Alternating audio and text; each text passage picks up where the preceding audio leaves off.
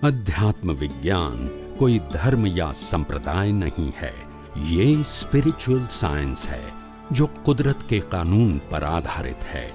ये विज्ञान पूरे ब्रह्मांड के सभी रहस्यों को उजागर करता है और जीवन के सभी पहलुओं को समझने के लिए एक नई दृष्टि देता है। इसी को आर्ट ऑफ विजन कहते हैं, दुनिया को देखने की एक नई दृष्टि, जो अध्यात्म विज्ञानी परम पूज्य स्वामी श्री कमलेशानंद जी के निर्देशन में सनातन सत्य का अनुसंधान कर हमारे जीवन को प्रकाशित करे। जय सच्चिदानंद। આજે આપણે બધા આ શિબિરની અંદર યોગા દ્વારા ફિઝિકલ ફિટનેસ અને આધ્યાત્મ વિજ્ઞાન દ્વારા જે સમાધાન મળે છે એને કારણે માનસિક પણ શાંતિ અને જ્ઞાન દર્શન પણ દિવસે દિવસે એની મેચ્યોરિટી પ્રમાણે ડેવલપ થયા કરે, વર્ધમાન થયા કરે, એવા બધા સુંદર અવસર આપણને બધાને પ્રાપ્ત થયું આ શિબિરની અંદર।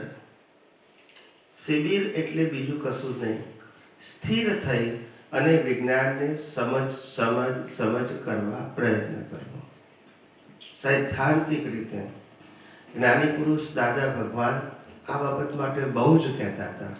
સંજોગ તે વખતે ન મળ્યો, દાદા ભગવાન વખતે શિબિરના સંજોગો નહોતા મળતા, કારણ કે બધાની લાઈફ બહુ હેક્ટિક હતી અને ગેધરિંગ બહુ થતું નહોતું અને ક્યારેક ક્યારેક પ્રવાસનો પ્રોગ્રામ ગોઠવે તો બહુ જ હેક્ટિક પ્રોગ્રામ હોય। મંદિરમાં જવાનું, ટ્રાન્સપોર્ટેશન, જમવાનું, કોઈની મુલાકાત હોય, એટલે જે રેગ્યુલર સત્સંગ થવો જોઈએ એ પાછું યાત્રામાં ના થાય। ઘરથી બહાર નીકળાય પણ જે સત્સંગનું માહોલ મળવું જોઈએ તે ના મળે। અને શિબિરો તો અમારા વખતે દાદા હતા ત્યારે નથી થતી।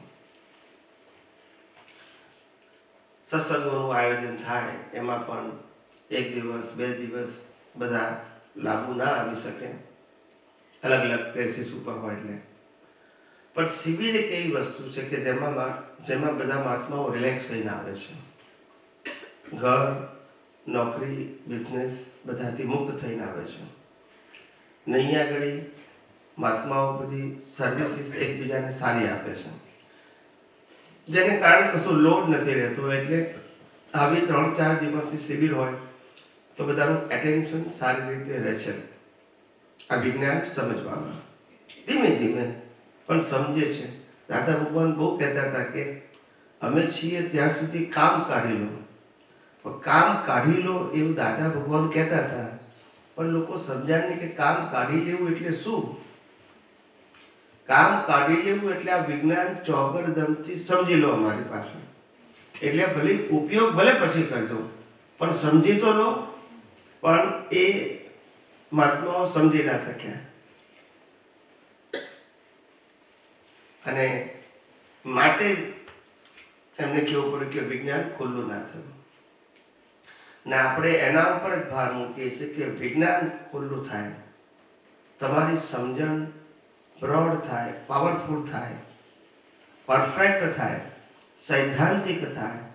અને એટલું ધ્યાન રાખજો કે જેટલું તમને વિજ્ઞાન ક્લિયર સમજાશે તો એપ્લિકેશન બહુ જ ઇઝી છે, કારણ કે સાયન્સમાં લેબર નથી।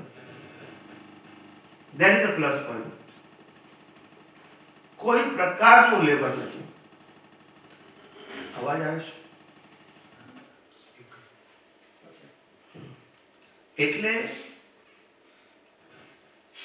જેટલી તમારી સમજણ અને સમજણને આધારે ઉપયોગ અને ઉપયોગને આધારે અનુભવ અને એના આધારે તમારી દ્રષ્ટિ જેટલી પરિપક્વ થશે એટલું ડેવલપમેન્ટ તો વધશે, પણ સાથે સાથે એ પરિપક્વ દ્રષ્ટિને કારણે તમે ઇઝીલી બીજા બધા સંજોગોમાં સાયન્ટિફિક વિઝન રાખી શકશો। એટલે આ કેમ અવાજ આવે છે? નજીક છે એટલે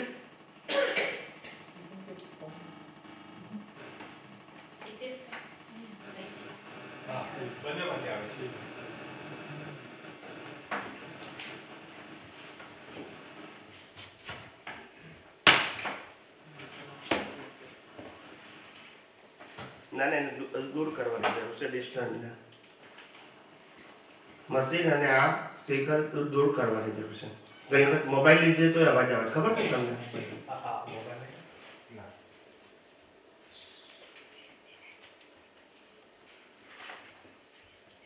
યા એનીવે ઇટ્સ ઓકે ફાઇન. એટલે મારો કહેવાનો મતલબ કે વિજ્ઞાન સમજવું એ બહુ જ ઇમ્પોર્ટન્ટ છે બધા જ એંગલથી, જેથી કોઈ પણ પરિસ્થિતિમાં આપણે આસાનીથી દ્રષ્ટિનો ઉપયોગ કરી શકીએ. એટલે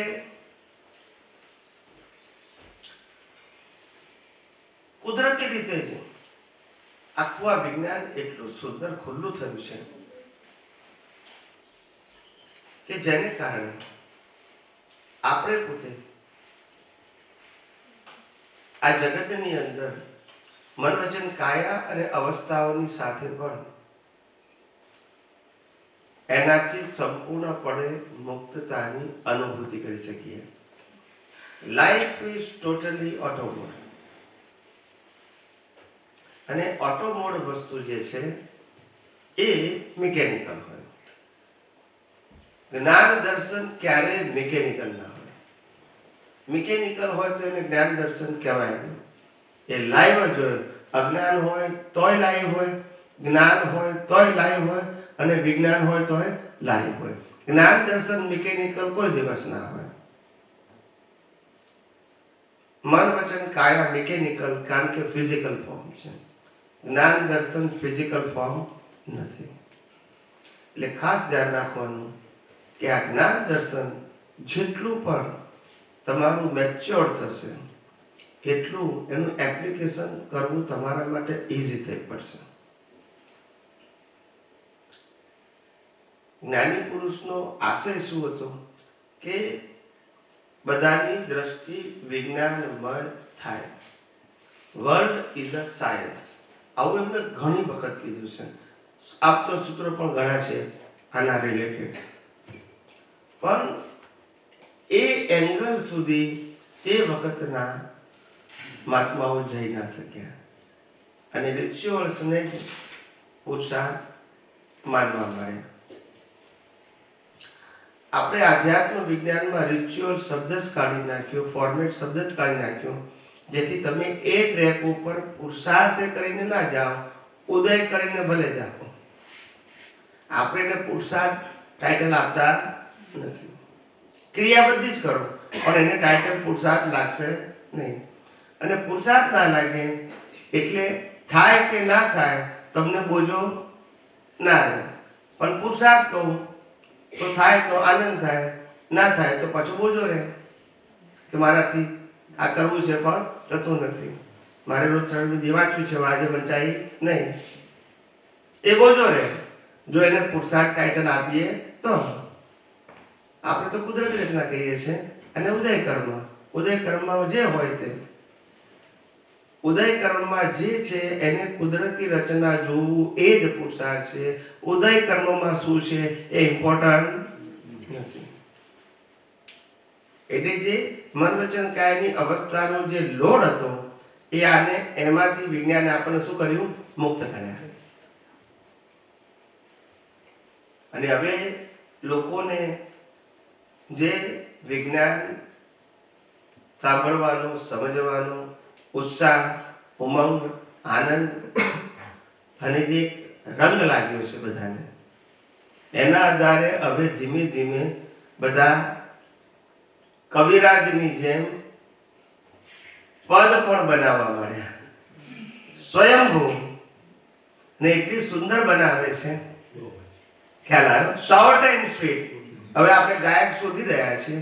જો ગાયક હશે તો પછી ઓડિયો ના ફોર્મમાં જેમ કવિરાજનું આવે છે ને એમ આપણું પણ આવશે.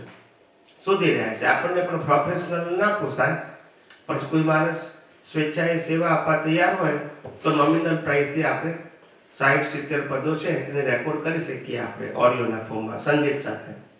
એવો આપણો ભાવ છે. થશે, ઇન્ડિયામાં પોસિબલ થશે. હવે અત્યારે ભાઈએ 60-70 પદો લખેલા છે આધ્યાત્મ વિજ્ઞાન અને એમાં હમણાં જ છેલ્લા 2 દિવસથી 2 પદો મારી પાસે આવ્યા. એ પણ એટલા એને સુંદર લખેલા છે. ને મેં બરોડામાં હતા ત્યારે મેં પૂછ્યું હતું કે આ લખવાની પ્રેરણા કેવી રીતે મને શું થાય કે આ આખી પ્રોસિજરનું રૂટ શું છે, કઈ તો બિગિનિંગ થઈ, એ મને જાણવામાં રસ છે. એટલે એને કીધું કે હું આ તમારા સત્સંગો સાંભળ કરતો હતો. પછી એ સાંભળવામાંથી મને આમ એક સંગીત ઉત્પન્ન થયું કે આવી રીતે લખું તો, આવી રીતે લખું તો. પછી હું 4-5 લીટી લખી નાખતો હતો, પછી બીજી 4-5 લીટી લખું, કવિરાજની જેમ જ એને. પછી 8-10 લીટી થાય એટલે પછી આપણા ગ્રુપમાં મોકલી આપે. આવી રીતે એને ઇન્સ્પાયર થાય. એ કહે છે હું આમ બેસીને બનાવતો નથી, મને અંદરથી ઇન્સ્પાયર થાય ને હું લખી નાખું છું. પછી બીજી 2-4 આવે. ખ્યાલ આવ્યો ને? એટલે એક લેખકની જેમ આમ બેસીને લખે છે એવું નથી. હું સત્સંગ સાંભળતો ને મને ક્લિક થઈ જાય એક વાક્ય તમારું, પછી એના આધારે 4-5 લીટીઓ બની જાય. એટલે એ જે ભાઈ છે એ એટલું સુંદર કામ કરે છે કે એમ કહેવાય કે આ કુદરતે જે બધું દુનિયાને પહોંચાડ્યું છે એના પાયા અત્યારે નંખાઈ રહ્યા છે. શું છે? પિલર્સ. એના દુનિયાના માસો પીપળને ફળ તો દેખતા વાર લાગશે, પણ પેલા પાયા ખોદાય પછી જ આખું બિલ્ડિંગ તૈયાર થાય ને. ત્યાં બધા પાયા તૈયાર થઈ જાય છે. તો એને હમણાં છેલ્લે ત્યારે યસ્ટરડે ગઈકાલનું ઉપર છે, એને લખ્યું છે કુદરતી રચનામાં સદળા તત્વો હોય છે માત્ર નિમિત્ત. કુદરતી રચનામાં સદળા તત્વો એટલે 6 તત્વો હોય છે નિમિત્ત. રિયલ દ્રષ્ટિ વગરની સમજણ હોય છે, રિયલ દ્રષ્ટિ વગરની સમજણ હોય છે સાવ સીમિત. રિયલ દ્રષ્ટિ વગરની જે સમજણ છે એ કેવી છે? સીમિત. એટલે ખ્યાલ આવ્યો? રિયલ દ્રષ્ટિ વગર એટલે કઈ દ્રષ્ટિ હોય? રિલેટિવ. રિલેટિવની રેન્જ કેવી હોય? સમજાયું કે નહીં? હા, રિયલ દ્રષ્ટિ વગરની સમજણ હોય છે સાવ સીમિત. વિજ્ઞાનના પ્રેઝન્ટર નિમિત્ત, પ્રશ્ન પૂછનાર પણ નિમિત્ત, સુણનાર પણ છે નિમિત્ત. સૃષ્ટિ ભેદ વિજ્ઞાન ગર્ભિત. આ જ સૃષ્ટિનું ભેદ વિજ્ઞાનનું ગર્ભિત છે. ત્રણે નિમિત્ત છે.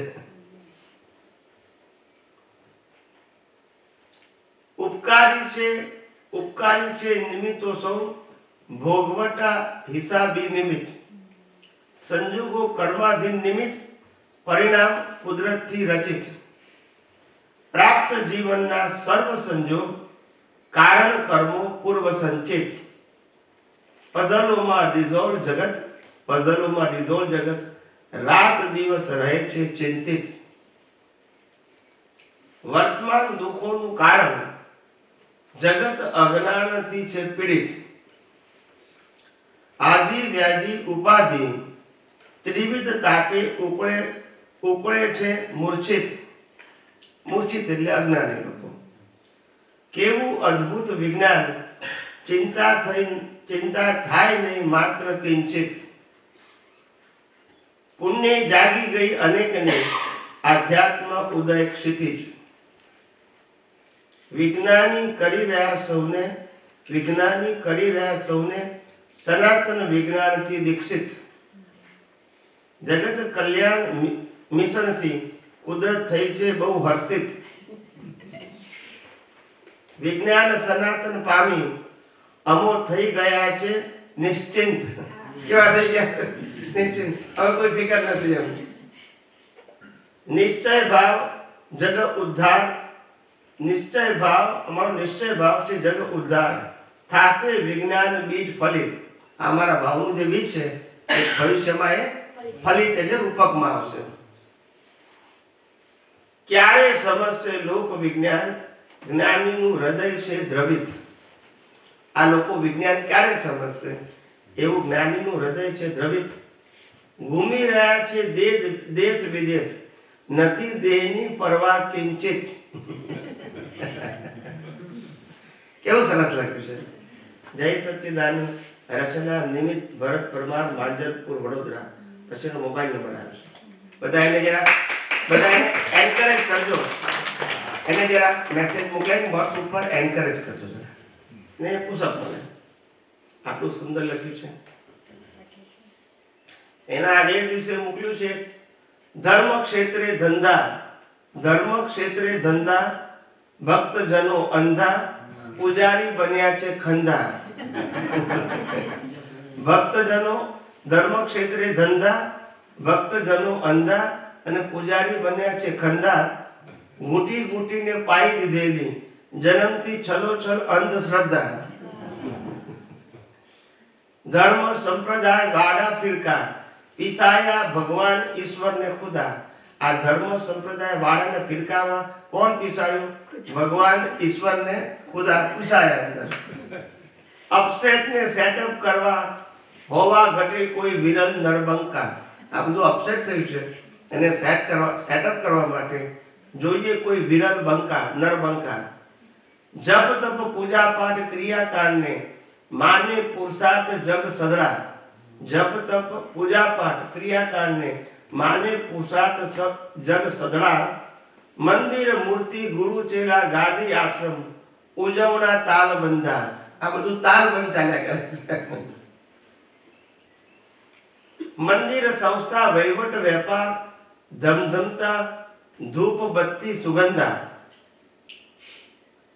સ્નાન શૃંગાર ભોજન સૈયા, ઓઢણ પ્રભુજી થયા અકળંદા. ભગવાનને અકળી ગયા. ભગવાન કે છે ના હોય તો મને હુવાડી દે બહાર. પૂછતો નથી કે છે પૂજારી કે ઊંઘ આવી કે નહીં. એક ભાઈ કે છે કે ભગવાન કેમ ના ઊંઘી જાય? મેં કીધું ભગવાન ના ઊંઘાડે તો પૂજારી કેમ ન ઊંઘી શકે? એટલે પહેલા ભગવાનને ઊંઘાડી નાખે, પછી પૂજારી ઊંઘી જાય. મૂળ ધર્મ સનાતન સત્ય ઉપર, મૂળ ધર્મ સનાતન સત્ય ઉપર બાજી ગયા ઉદયના રાપડા. રેલિંગોને લાઈનોમાં દર્શન માટે લોકોને ધક્કા મૂકી પરંપરા. મૂર્તિ દર્શને જ ઈશ્વર દર્શન સમજે, મૂર્તિ દર્શને જ ઈશ્વર દર્શન સમજે. માને કેવી વિચિત્રતા, પોતાની ભીતર છે પરમાત્મા, પીછાણે નહીં દ્રષ્ટિ વંકા. વાંકી દ્રષ્ટિ વાળા પીછાણે નહીં. મૂર્તિ બિચારી શું કરે? વિતરાગ જોઈ કયા વિતરાગ થઈ જોયા કરે ડખા બધા. વિતરાગ શું કરે? મૂર્તિ આ બધા ડખા જોયા કરે. ભક્તો પૂજારીઓ ને ટ્રસ્ટીઓના ડખા જોયા કરે. લોકોની શ્રદ્ધાનો દુરુપયોગ, ધર્મના નામે ચાલે ગોરખ ધંધા. કુદરત કરશે ન્યાય અદલ, બાંધી રહ્યા જે પાપોના બંધા. કુદરત કરશે ન્યાય અદલ, બાંધી રહ્યા જે પાપોના બંધા. ભાવના અંતરે અમારી અંતરમાં સત વિજ્ઞાનથી સૌ થાય સ્વયં શુદ્ધા. બધા લોકો સ્વયં શુદ્ધ થાય એવી અમારી ભાવના કે આ સત વિજ્ઞાનથી લોકો સ્વયં શુદ્ધ થાય. કેવું સુંદર લખ્યું છે. એટલે માણસ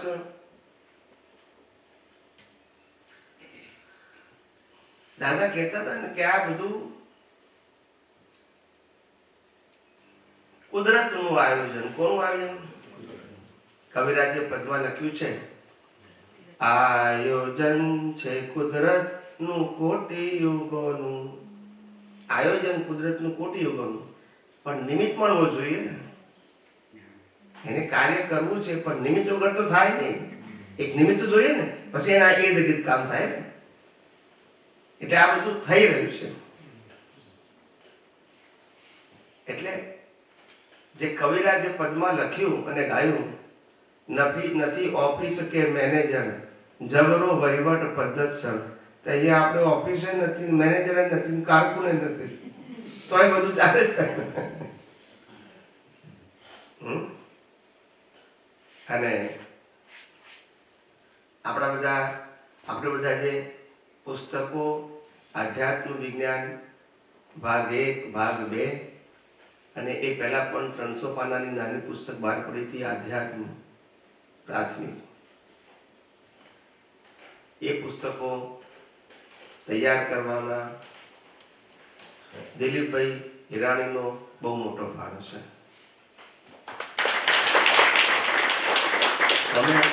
તમે એમ ના માનશો કે આ બધું રાતોરાત થઈ જાય છે. It's very hard work.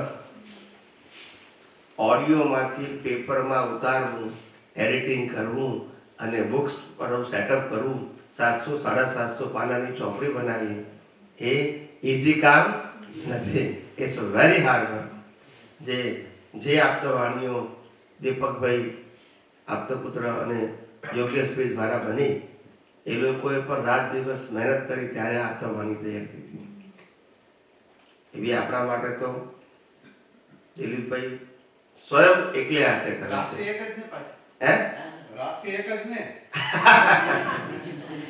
હા, રાશિ એટલે રાશિ એક છે, પણ રાશિ સારી છે, રાશિ નથી. એટલે નહીં, જે માણસ કામ કરતા હોય એને તો બિરદાવવા જોઈએ, કારણ કે લોકોને ખબર પડે કે આ કશું ચમત્કાર નથી હોતો. આ કાર્ય પાછળ કોકની ને કોકની તો મહેનત હોય છે. આજે અત્યારે આ પદો લખાય છે, એનાથી ભવિષ્યમાં 100 પદો થશે, ચોપડી થશે, ઓડિયો થશે, વિડીયો થશે. જ્યારે બહાર પડશે ત્યારે લોકોને ચમત્કાર લાગે, પણ આ ચમત્કાર નથી હોતો. એની પાછળ એની લખવાની મહેનત ત્યાં લાગી ગયો. અને પછી એક જણા ગાય, બીજો સંગીત આપે, ઓડિયો વિડીયો, ત્યાર તૈયાર વિડીયો પડે ત્યારે તમને લાગે કેવો વાતો કેવું સરસ છે, પણ એની પાછળ કેટલાની મહેનત હોય. કશું રાતોરાત નથી થતું. પણ આ બધું કુદરતનું આયોજન છે ને ઉત્તમ પ્રકારના નિમિત્તો આ જગત કલ્યાણના યજ્ઞમાં પોતપોતાનું યોગદાન આપી રહ્યા છે, સ્વયંભૂ, કોઈ પણ જાતની અપેક્ષા વગર. ખ્યાલ?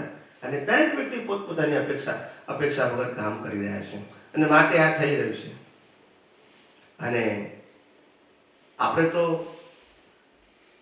આપણા જીવનની હાજરીમાં એટલું જ કામ કરવાનું છે કે આધ્યાત્મ વિજ્ઞાનના પાયા એટલા સ્ટ્રોંગ નંખાઈ જાય કે પછી એના ફળ વિશ્વને અનેક વર્ષો સુધી મળ્યા કરે. ખ્યાલ? વિશ્વમાં આ એક જ આધ્યાત્મ વિજ્ઞાન એવું છે જે વાસ્તવમાં નોન ફોર્મેટ છે. એને રિયલી સ્પીકિંગ નિષ્પક્ષપાતી કહેવાય. શું કહેવાય? Non format. આવો માર્ગ શોધવો બહુ દુષ્કર છે. શું છે? નિષ્પક્ષપાતી માર્ગ શોધવો વિધાઉટ ફોર્મેટ બહુ દુષ્કર છે. કોઈ ધ્યાન વાળો હોય, કોઈ યોગ વાળો હોય, એ માર્ગ નથી, પણ એ શાંતિ માટે છે. શું છે? આ તો તમને માર્ગ આપ્યો આખો, ટોપ ટુ બોટમ. એટલે એ આ કળિયુગનું આપણા બધા માટે આશ્ચર્ય છે. મોટામાં મોટું આશ્ચર્ય જે સતયુગમાં હોય છે એ આ કળિયુગમાં એ થયું કે જેમ રામકૃષ્ણ મહાવીરે પોતે જ્યારે જે તે સમયે જે તે વ્યક્તિને જે તે વાતો અનુભવ સ્વરૂપે કહી, એમાં ક્યારે એ લોકોએ નથી કીધું કે આ અમારી વાત છે. અત્યારના ધર્મગુરુઓ કહે છે, પણ એમને નથી કીધું. સેમ આ આધ્યાત્મ વિજ્ઞાનમાં કળિયુગમાં થયું કે આ વિજ્ઞાનનો માલિક કુદરત છે. કોણ છે? આપણે રિયલાઇઝ કરી શકીએ, ક્રિએટ કરી શકીએ. એટલે વિજ્ઞાન સાથે વ્યક્તિના નામનું ટાઇટલ ના જોડાય. જે સતયુગમાં હતું તે કળિયુગમાં શક્ય બન્યું. નહીતર આવું નીકળે જ નહીં સાહેબ. આજે તમે કોઈ પણ પૂછે કે અક્રમ વિજ્ઞાન કોનું, તમે કહો તો દાદા ભગવાનનું. કુદરતનું નહીં કહો, કહેશો નહીં કે આવી રીતે. આગમ કોનું તો કે મહાવીરનું. ગીતા કોની તો કે કૃષ્ણની. યસ કે નો? તરત તમે બોલશો. એટલે કહેવાનો મતલબ આપણે એ રીતે યુઝ ટુ છે વ્યક્તિ વિશેષ તરીકે.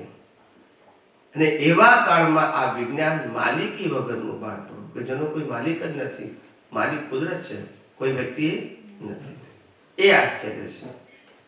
અને આવું માલિકી વગરનું જે વિજ્ઞાન રિયલ સાયન્સમાં બહાર પડ્યું છે, એ જ બધાને રિલેક્સેશન ફીલ કરાવે છે. કેવી રીતે? તો કે માલિકી નથી તો ટર્મ્સ એન્ડ કન્ડિશન કેવી રીતે હોઈ શકે? મારું હોય તો મારી ટર્મ્સ એન્ડ કન્ડિશન હોય ને, મારું હોય તો મારી નીતિ નિયમ કે આજ્ઞા હોય. આ તો કુદરતનું છે. મને અનુભવ થયો એમ તમને થશે. તમારે કુદરતના કાનૂનને ફોલો કરવાના છે. કોઈ વ્યક્તિના કાનૂનને, કોઈ વ્યક્તિના નિયમને કે વ્યક્તિની આજ્ઞાને ફોલો નથી કરવાની. કારણ કે આ વ્યક્તિ વિશેષ છે જ નહીં ને. એટલે આવું આ અદ્ભુત વિજ્ઞાન જે આપણને બધાને મળ્યું છે, બહુ જ આપણે બધા પુણ્યશાળી છે, હાઈ ક્વોલિટીના પુણ્યવાળા.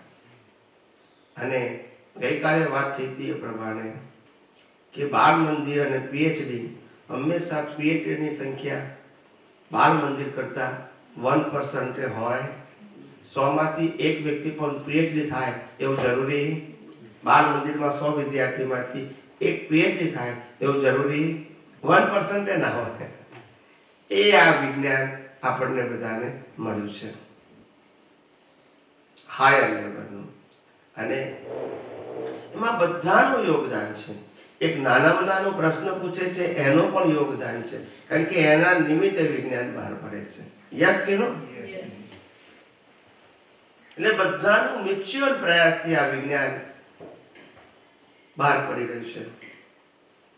કુદરત પણ આવું વિજ્ઞાન ઝંખે છે કે બહાર પડે તો આ વિશ્વના લોકો પાસે સાચી યથાર્થ દ્રષ્ટિ એ લોકોને પ્રાપ્ત થાય, અને એ લોકોનો પણ આધિ વ્યાધિ અને ઉપાધિમાં પણ સમાધિ સાથે મુક્તિના માર્ગે આગળ વધે.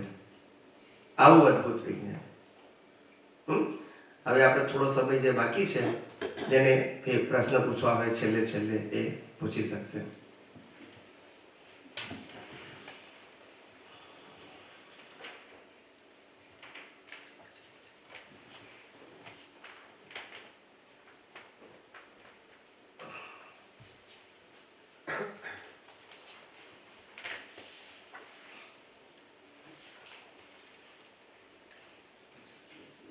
આજે છેલ્લો દિવસ છે, પછી આવતી સાલ ભેગા થઈશું શિબિરમાં 2024 શિબિરમાં. ઓકે, સત્સંગમાં તો ભેગા થઈ શકે અહીંયા ઇન્ડિયામાં જ્યાં સંજોગ મળે ત્યાં. Yes please. જય સચ્ચિદાનંદ. જય સચ્ચિદાનંદ. આપણા વિજ્ઞાનમાં પ્રજ્ઞા વિશે ઓછું સાંભળવા મળ્યું, તો પ્રજ્ઞાનો રોલ શું છે? પ્રજ્ઞા એટલે શું પહેલા સમજો. પ્રજ્ઞા એટલે કે પોતાનું જે અસ્તિત્વ છે એની બિલીફ. એ બિલીફમાં પહેલા અજ્ઞા હતી. અજ્ઞા એટલે હું ચંદુલાલ, પ્રજ્ઞા એટલે હું શુદ્ધાત્મા. અજ્ઞામાંથી શું થયું? પહેલા ચંદુલાલ હતું અને ચંદુલાલ માટે જાગૃતિ વર્તી હતી મને. હવે શુદ્ધાત્મા થયું મારું ટાઇટલ, અને શુદ્ધાત્મા માટે જાગૃતિ રહેશે. એને પ્રજ્ઞા કહેવાય. ખ્યાલ આવ્યો? સ્ટેટસ એક જ છે, વિઝન ચેન્જ થયું. શું થયું? નવું ક્રિએટ નથી થયું. શું નથી થયું? કશું ક્રિએટ. જે અજ્ઞા હતી એમાં સેન્ટર પોઈન્ટ નામધારી હતો, અને નામધારી સેન્ટરમાં હોવાથી એના બેનિફિશિયરી માટે આપણે પ્રયત્ન કરતા હતા. હવે પ્રજ્ઞામાં સેન્ટરમાં આત્મા આવ્યો, એટલે આત્માની અનુભૂતિ માટેનો હવે પુરુષાર્થ ખ્યાલ આવી ગયો ને, એ આપણું લક્ષ્ય થઈ ગયું. એને પ્રજ્ઞા કહેવાય. સમજાય છે? આપણે એ અજ્ઞાને પ્રજ્ઞાને આપણી ભાષામાં કીધું કે જ્યાં સુધી પ્રકૃતિ તમને કર્તા ભાવે, માલિકી ભાવે અને ભોગતા ભાવે દેખાય છે ત્યાં સુધી અજ્ઞા છે, અને તમને પ્રકૃતિ કુદરતી રચના દેખાય છે. માટે હું પ્રકૃતિથી મુક્ત એવો ચેતન, અવિનાશી, અનંત શક્તિ વાળો એવો શુદ્ધ આત્મા છું. એ પ્રજ્ઞા છે. સમજાય? જ્ઞાન દર્શન બંને શુદ્ધ. અહીંયા પ્રજ્ઞામાં આત્મા સેન્ટરમાં પોઈન્ટ છે. આપણે જ્ઞાન દર્શન બે મૂક્યું. મોક્ષના માર્ગે જ્ઞાન દર્શન બે ની શુદ્ધિ જોઈશે. એકલા જ્ઞાનની શુદ્ધિ નહીં ચાલે. દર્શન વગર જ્ઞાનની શુદ્ધિની કોઈ કિંમત નથી. સમજાય છે? પહેલું દર્શન શુદ્ધિ, પછી જ્ઞાન. એટલે આપણે જ્ઞાન શુદ્ધિ છે એ સબ્જેક્ટ સાચો છે, પણ દર્શન શુદ્ધિ વગર જ્ઞાન શુદ્ધિ નથી. એટલે અહીંયા આગળ પ્રજ્ઞામાં જ્ઞાન શુદ્ધિ આવી ગયું, પણ દર્શન શુદ્ધિનું ઇમ્પોર્ટન્ટ ના આવ્યું. એટલે આપણે બેને મૂકવા માટે આ કર્યું છે. અને આપણે પુરુષાર્થમાં દર્શન શુદ્ધિ ઉપર ભાર મૂક્યો છે. જ્ઞાનને લક્ષ્યમાં રાખવાનું કે હું ચેતન છું, અવિનાશી છું અને અનંત શક્તિ વાળો છું, મન વચન કાયાથી મુક્ત છું. આ લક્ષ્યમાં રાખવાનું છે. એમાં કશું કરવાનું છે જ નહીં, કારણ કે આ તો હું છું જ. પણ હું નથી. મન વચન કાયા હું નથી. મન વચન કાયાને હું ચલાવતો નથી. મન વચન કાયા સાથે સંકળાયેલા સત્તા, સંપત્તિ, સંબંધ, સાધન મારા નથી. મન વચન કાયા ભોગવે છે એ હું ભોગવતો નથી. મન વચન કાયા દ્વારા બીજા ભોગવે છે એ મારા નિમિત્તે નથી. આ જે બધી માન્યતા રોંગ હતી એ વિજ્ઞાનને ઉડાડી દીધી. તો કે મન વચન કાયા અને તેની અવસ્થા અને 5 જ્ઞાનેન્દ્રિયોથી અનુભવાતી સમગ્ર સૃષ્ટિ એ માત્ર કુદરતી રચના છે. એનો ક્રિએટર, ઓપરેટર, ડિસ્ટ્રોયર કુદરત છે. એને બીજી ભાષામાં કહેવું હોય તો જનરેટર, ઓપરેટર અને ડિસ્ટ્રોયર. આનો પણ જનરેટર, ઓપરેટર, ડિસ્ટ્રોયર કુદરત છે, અને આનો પણ જનરેટર, ઓપરેટર, ડિસ્ટ્રોયર કુદરત છે. એનું શોર્ટ ફોર્મ છે GOD. સમજી ગયા? પતી ગયું? તો પછી પ્રજ્ઞા શક્તિ શું છે? બોલો. તો પછી પ્રજ્ઞા શક્તિ શું છે? મેં કીધું ને, પ્રજ્ઞા શક્તિ એ દ્રષ્ટિ પરિવર્તન. જે દ્રષ્ટિ બદલી તે ભાઈ આજના દિવસ થકી હું કોઈની છોકરી હતી, હવે પત્ની છું, તો મારી બિહેવિયર બદલી ગઈ. કારણ કે પોસ્ટ બદલાઈ, દ્રષ્ટિ બદલાઈ, એટલે બિહેવિયર પણ બદલાય. વ્યક્તિ તો એકની એક જ છું. ખ્યાલ આવ્યો? પહેલા તો એક જ હતા આપણે કે હું છોકરો છું, મા બાપની સેવા કરવાની અને ભાઈ બહેનને હેલ્પ કરવાની. પછી આપણી પોસ્ટ આવી, હવે છોકરામાંથી કે પતિ. પછી આપણું કામ રોલ બદલાઈ ગયો પાછો. વ્યક્તિ તો આપણે એક જ છીએ ને. એમાં કઈ શક્તિ ના આવી?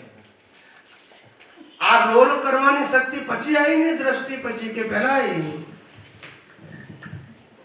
પતિની પોસ્ટ મળ્યા વગર પતિનો રોલ શરૂ થાય?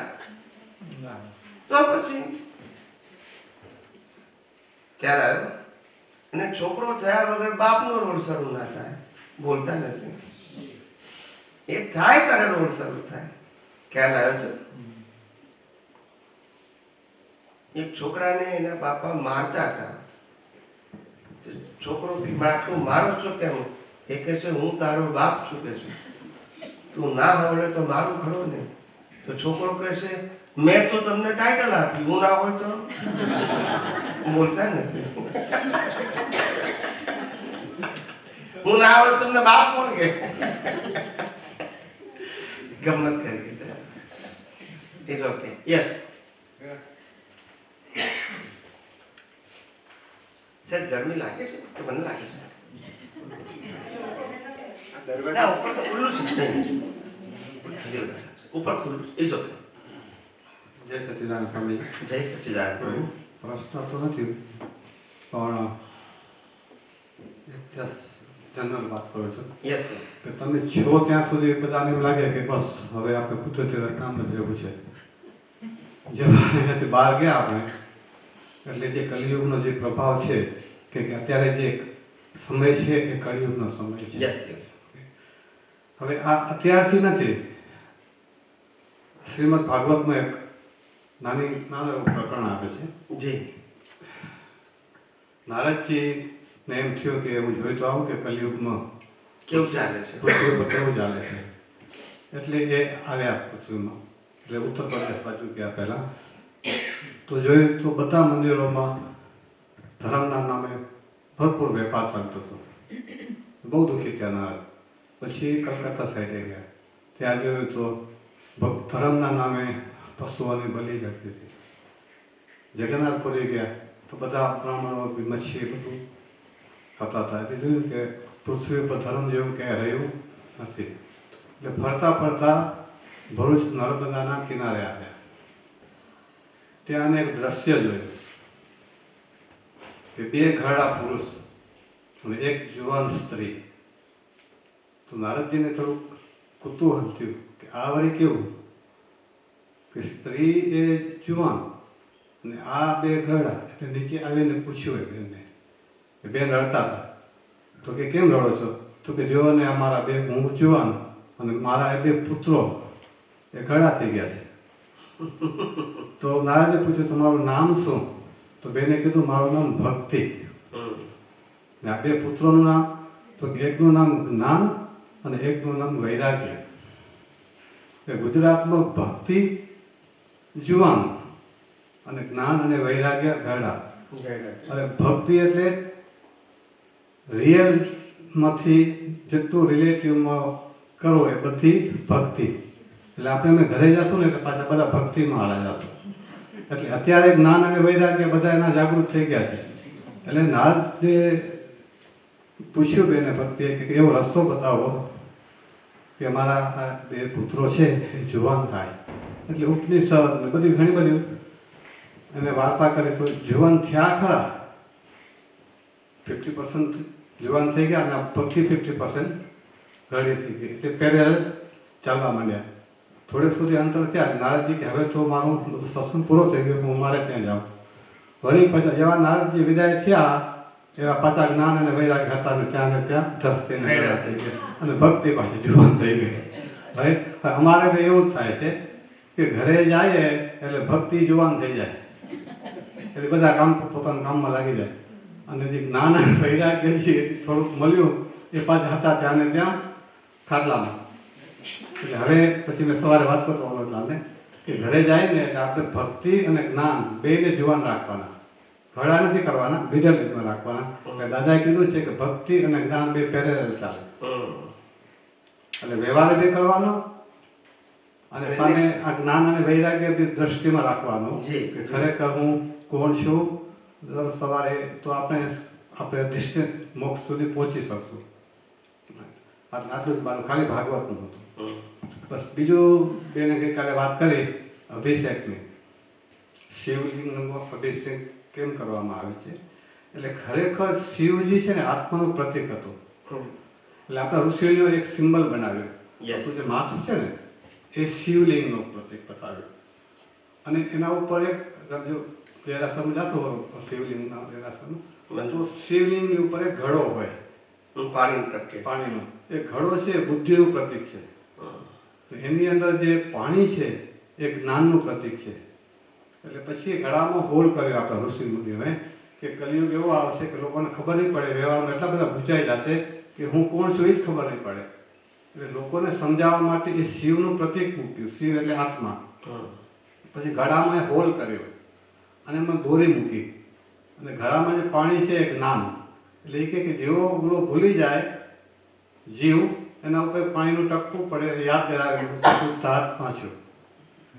તો સમય જતાં જતાં કોઈને ખબર પડી નહીં અને પછી ચાલુ થઈ ગયું બધું. તો ખરેખરનો મતલબ એમ હતો કે જ્યારે જ્યારે આપણે વ્યવહારમાં ગૂંચવાઈ જઈએ એટલે એવું એક જ્ઞાન રાખવાનું બુદ્ધિમાં કે તમને ખબર પડે કે તમારે યાદ આવે કે હું શુદ્ધાત્મા છું.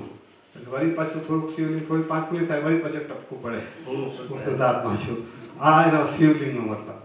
એની જય સચિદાનંદ. જય સચિદાનંદ. ચાર્લી ચેપ્લિનને કોઈએ પૂછ્યું કે તમે આટલા બધા માણસોને હસાઈ શકો છો એક્ટિંગ દ્વારા, એનું રહસ્ય શું છે? ત્યારે એને કીધું કે હું લાઈફને ડ્રામા સમજું છું એટલે હસાઈ શકું છું, તમે લાઈફને સાચું સમજો છો એટલે દુઃખી થાવ છો. ના સમજાય? હું ડ્રામા સમજું છું, ઇટ્સ એક્ટિંગ. ખ્યાલ આવે? એટલે હું પણ એન્જોય કરું છું ને લોકો એન્જોય કરે છે, તમે એને સાચું માનો છો એટલે દુઃખી થાવ છો. ચાર્લી ચેપ્લિને કહ્યું છે. એટલે આવી રીતે જે માણસો મુક્ત રહેતા હોય ને, ભલે એના લેવલે, તે આ દુનિયામાંથી સાર કાઢી શકે. શું કાઢી શકે? અને એટલે જ આપણે આ જે વિજ્ઞાન કુદરતી રચના કીધું છે એ એટલું બ્રોડ વિઝન છે, એમાં બધું જ અજ્ઞાન તમે ડિઝોલ્વ કરી શકશો. ઓલ કાઇન્ડ ઓફ, એનાથી ઉપર કશું છે જ નહીં, બધું કુદરતી રચનાની અંદર છે.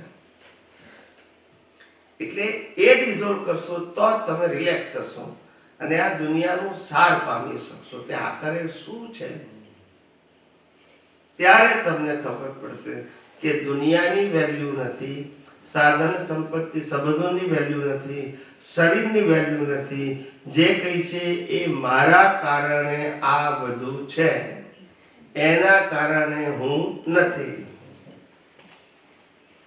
ખ્યાલ આવ્યો? અને માટે સતત પ્રકૃતિ અને પ્રકૃતિના સંજોગો અને દુનિયા હોવા છતાં સતત મને મારી જ વેલ્યુ સમજાવવી જોઈએ.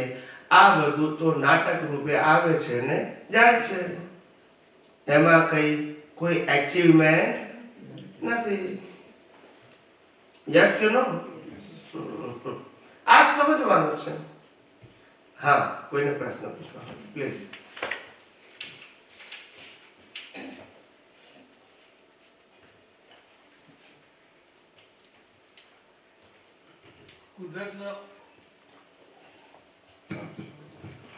કુદરતનો એવો કોઈ નિયમ ખરો કે અમુક વર્ષે કે કેટલા વર્ષે તીર્થંકર થાય? ના, વર્ષે નહીં, સતયુગમાં થાય. પણ ડિસ્ટન્સ બે એ બધું નથી થાય, બધું સતયુગમાં. ચોથા આરામાં 63 સલાખા પુરુષો થઈ જાય. એક બીજા વચ્ચે કેટલું ડિસ્ટન્ટ હોય એ તો ઉદયકર્મ છે, પણ થાય બધા ચોથા આરામાં, અથવા સાદી ભાષામાં કહીએ તો સતયુગમાં. તો પછી 400 વર્ષમાં 24 તીર્થંકર થયા, તો 50 વર્ષે તીર્થંકર થયા, 15 વર્ષે? 400 વર્ષમાં ના થાય. ચોથો આરો દાદા ભગવાનની ભાષામાં 4 લાખ વર્ષનો. કેટલો? 4 લાખ. હા, જો તમને સમજાવું, જ્ઞાની પુરુષ દાદા ભગવાનની ભાષા બોલું છું. જૈનની ભાષા ટિપિકલ છે, તમને નહીં સમજાય, મને નથી સમજાય. બહુ જ ટિપિકલ ભાષા છે, અને આંકડા વકડા કંઈ નહીં સમજાય આપણને. ખાલી જે લખ્યું છે રિપીટ કરી શકીએ સમજ્યા વગર. પણ દાદા ભગવાને સમજાયું એક કાળચક્ર 20 લાખ વર્ષનું છે, અને અડધું કાળચક્ર 10 લાખ વર્ષનું છે. એ 10 લાખ વર્ષનું કેલ્ક્યુલેશન કેવું છે? પહેલા કાળ 6 ભાગ છે, અડધાના 6 અને બીજા અડધાના 6, કુલ 12 આરાનું એક ચક્ર છે. એમાં પહેલો આરો છે એના 1 લાખ વર્ષ, બીજો આરો છે એના 2 લાખ વર્ષ, ત્રીજો આરો છે એના 3 લાખ વર્ષ. પહેલો, બીજો, ત્રીજો, એટલે 3 દુ 6 થયા. ચોથો આરો છે એના 4 લાખ, એમાં 42,000 ઓછા. સમજી ગયા? એટલે 42 ઓછા એટલે 3,58,000. પછી પાંચમો 21,000 અને છઠ્ઠો 21,000, ટોટલ 10 લાખ. એટલે મિડલ પાર્ટ જે છે 63 લાખ પુરુષનો, એ સૌથી મોટો કાર્ડ છે, 3,58,000. આપણા દાદા ભગવાન પ્રમાણે ટૂંકમાં મોટો સમય હોય એનો. 63 સલાખા પુરુષ થાય, ખાલી 24 જ નહીં, ચક્રવર્તી એમાં થાય, વાસુદેવ, પ્રતિવાસુદેવ, બલરામ બધા એમાં જ થાય. સચિવમાં છે. મહાવીર અને મહાવીર અને નેમિનાથ વચ્ચે કેટલા વર્ષનો ગાળો હશે? 400 વર્ષ 400. એપ્રોક્સિમેટલી. બહુ ઓછામાં ઓછો ગાળો આ બેની વચ્ચે હતો, બાકી બધા માટે ઘણો હતો. હર્ષનાથ ને નેમિનાથ 250, મહાવીર ભગવાન 250 વર્ષનું એમ આવે છે. આ તો 250 વર્ષ છે.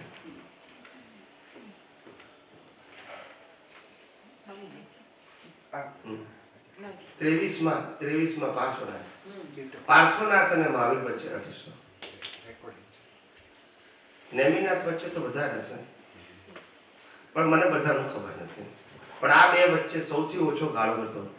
આઉટ ઓફ 24 મહાવીર એટલે 23 અને 24 માં તીર્થંકર વચ્ચે સૌથી ઓછો ગાળો હતો ધેન અધર તીર્થંકર. બાકી બધાનું એક્ઝેક્ટ સ્કેલ ખબર નથી મને. જય સચિદાનંદ. આપણે સલાખા પુરુષો અને તીર્થંકર ભગવાન એમાં શું ફેર હોય? એ સલાખામાં તીર્થંકર આવી ગયો. સલાખા 63 સલાખા પુરુષો એટલે સમજાવું તમને. હા 12 ચક્રવર્તી, 24 તીર્થંકરો, 9 વાસુદેવ, 9 પ્રતિવાસુદેવ, 9 બળરામ. આનું ટોટલ 63 થાય. એમાં ચક્રવર્તી આવી ગયા અને તીર્થંકર આવી ગયા, વાસુદેવ આવી ગયા, પ્રતિવાસુદેવ આવી ગયા. સલાખા એટલે શ્રેષ્ઠ પુરુષો જેની હિસ્ટ્રી હજારો વર્ષો સુધી લોકો વાંચે.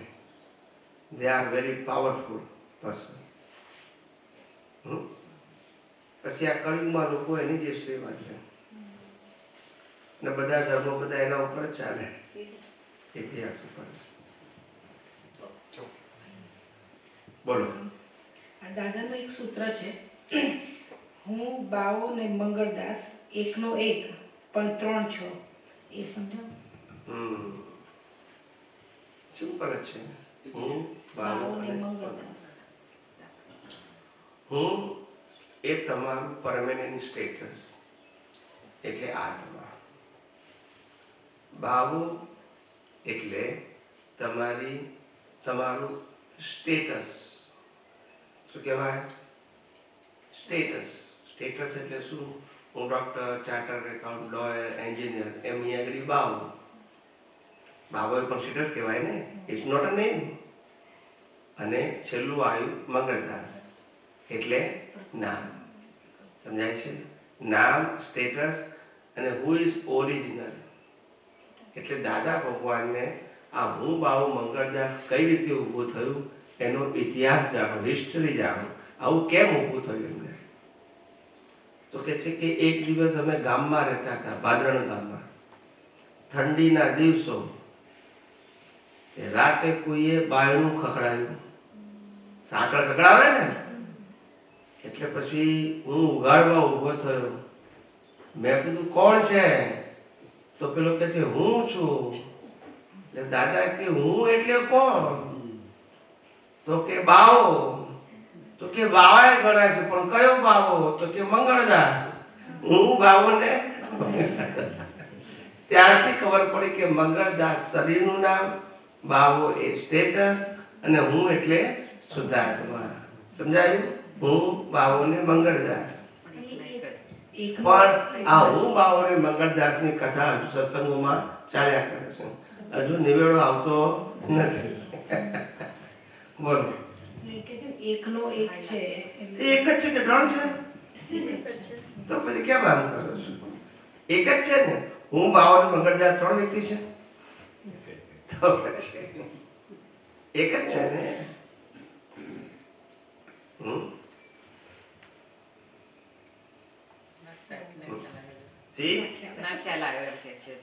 દીકરી એ તમે છો, વાઈફ એ તમે છો ને મધર એ તમે છો. 3 છો કે એક જ છો? એક જ ને 3 શું છે? સ્ટેટસ. સ્ટેટસ છે. દીકરી એ તમે છો, વાઈફ એ તમે છો અને મધર એ તમે છો. 3 સ્ટેટસ છે કે નહીં? પણ વ્યક્તિ 3 છે કે એક? એવું અહીંયા વ્યક્તિ છે. સમજાય છે ને? અહીંયા આત્માનું સ્ટેટસ, પછી પ્રકૃતિનું સ્ટેટસ અને પછી પ્રકૃતિનું નામ. ચાલો. રિયલી સ્પીકિંગ હું આત્મા છું રિલેટિવલી હું ભાવો છું અને લૌકિક દ્રષ્ટિએ હું નામધારી છું, પણ છું એક જ. સમજાયું?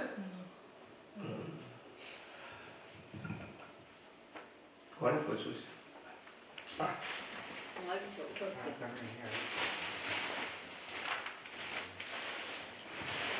બરોબર. સ્વામીજી, આ તીર્થંકરની વાત આવી ને તો એ જરાક પૂછવું હતું બધા જાણ ખાતર કે જ્યારે પદ્મનાથ પ્રભુ થશે ત્યારે પણ મહાવીર ભગવાનનું એટલે થોડુંક રહસ્ય રહેશે, એ લોકોને જાણવું હશે એવું રહે કે સાવ વિનાશ થઈ જાય? કંઈ જુદું જુદું વાંચ્યું છે કે પછી એ બધું નવા તીર્થંકરથી શરૂ થાય છે, નવો વારો આવે એટલે? ના, ભૂત તીર્થંકરો તરીકે એક હિસ્ટોરિકલ વાત આવે, ઇમ્પોર્ટન્ટ તો વર્તમાનનું જ આવે.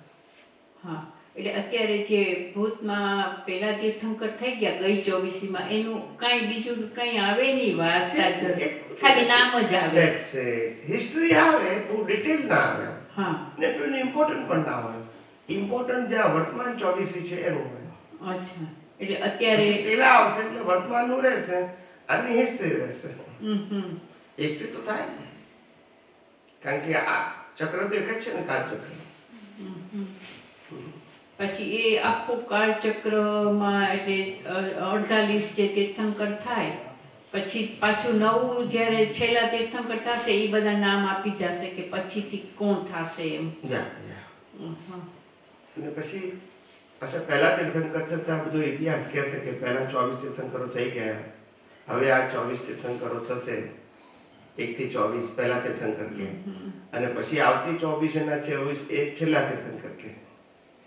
બધું અચ્છા એ લોકો કેવળ પ્રોસેસ થયા પછી બીજા નવા થાય ને. કેવળ જ્ઞાન જોઈને. હા, કેવળ જ્ઞાન જ જોયું, કેવળ જ્ઞાન જ કહી શકે એવી રીતે. એટલે મહાવીર પાછા આવતી 24 ના તીર્થંકરો કહી શકે.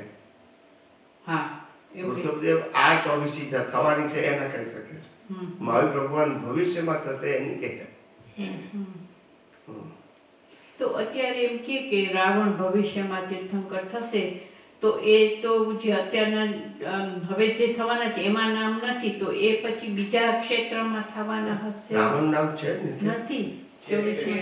અમરનાથ તીર્થંકર ના, તો કૃષ્ણ અને બધા અમરનાથ તો કૃષ્ણનું છે નથી. આપણે હું તમને પછી ત્યાં લઈ આવીશ, દેખાડીશ લિસ્ટ. નથી, રાવણનું નામ નથી. દેવકીનું છે ને બધું. બલરામ પણ એ આખું લિસ્ટ ને નામ છે જૈનની બુકમાં. પણ એટલે એમ કે આમ ખાલી જાણવા ખાતર કે રાવણ બીજા કોઈ ક્ષેત્રમાં થવાના હશે કે આમાં છે લગભગ, પણ હવે જોઈશું. પણ અત્યારે બહુ એટલું એક્ઝેક્ટ યાદ નથી, બની શકે એવું, પણ લગભગ તો હવેની 24મીમાં છે. હવેની 24મીમાં છે. નામ તો બીજું જ હોય ને.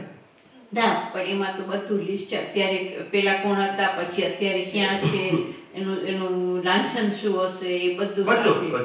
આયુષ્ય કેટલું હશે એ બધું. એમાં રાવણ નથી, પણ ખાલી તો હું તમને દેખાડીશ, લિસ્ટ છે ને મારી પાસે એમાં. ઓકે, બીજું શું પૂછવું છે? એટલે એમાં એ જ ક્લેરિફાઈ કરવું હતું કે મહાવીર ભગવાન થી મહાવીર ભગવાન આવતી 24 આખી કહી દે. એવી રીતે કે હવે કોણ કોણ થવાનું છે તે એના નામ કહી દે, એનું ભૂતકાળ પણ કહી દે કે ભૂતકાળમાં છેલ્લા અવતારમાં કોણ હતા અને હવે તીર્થંકર તરીકે કોણ આવવાના છે, બે કહી શકે. હા, એટલે મહાવીર ભગવાનના વખતમાં સિમંદર સ્વામીનું નામ બારે પડ્યું હશે કે આ વિશે મહાવીર સ્વામીનું નામ તો પહેલાથી હતું. એ તો 17મા અને 18મા તીર્થંકરની વચ્ચે એમનો જન્મ થયો.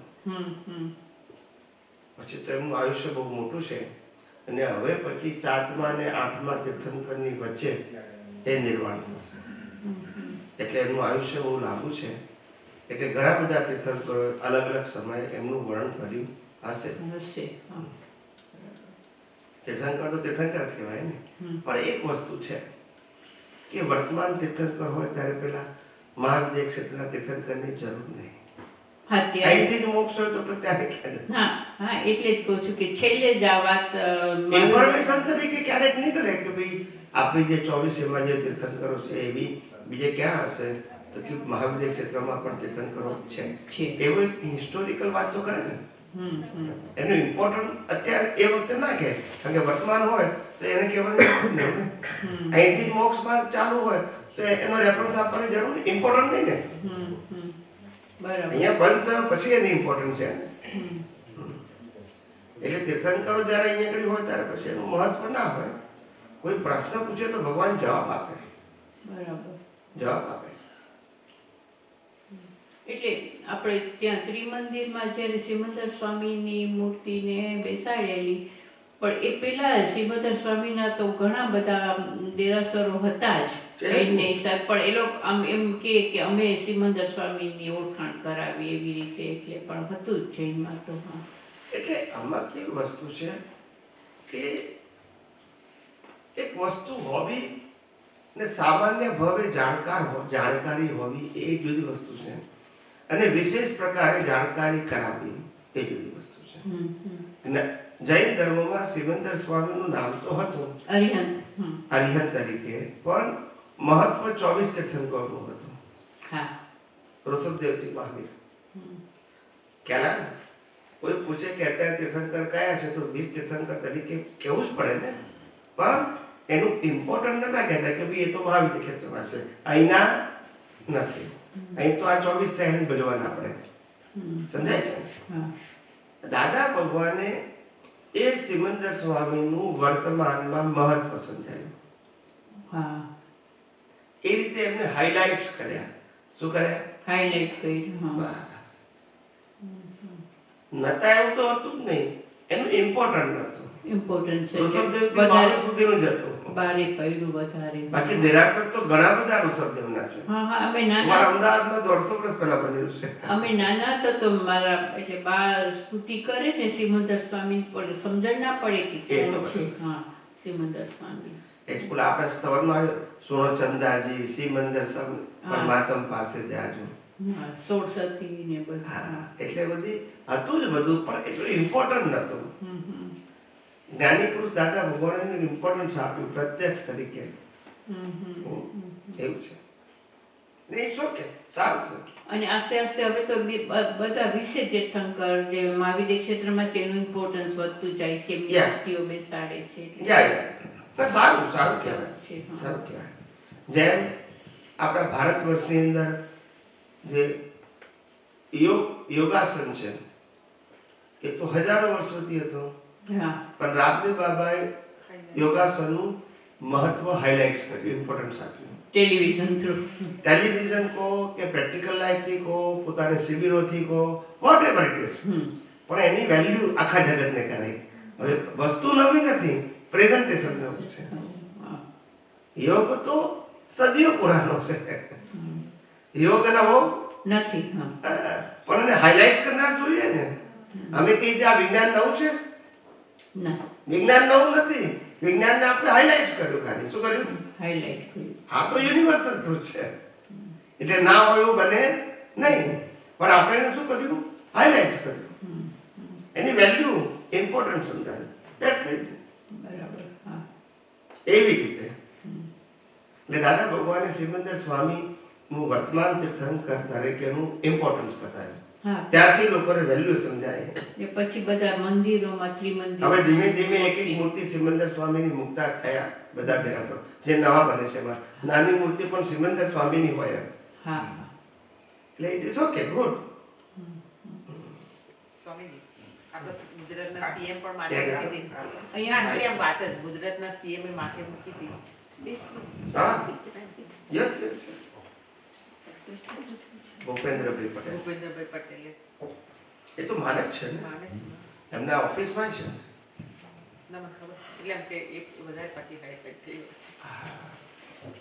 એમનું જે ઓફિસ છે ને એમાં છે સિમંદર સ્વામી.